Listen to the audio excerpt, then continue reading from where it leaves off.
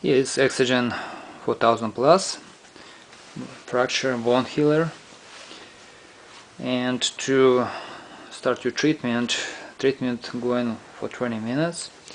That strap you have to put on your fracture place. For example, under my knee bone problem. Okay, and here is fracture place. You have to put little gel on the device. If you don't put gel, it don't will be working. It sends gel. If you put there, okay. Place it.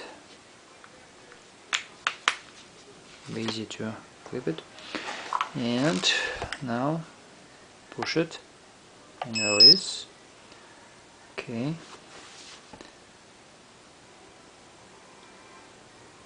Now treatment start. Count down 20 minutes. And after 20 minutes it's automatically stop. You don't have to control it. And you can move around a little bit if you have to. Nice unit. EXOGEN 4000 plus. Working good. Calm down. You don't feel very much.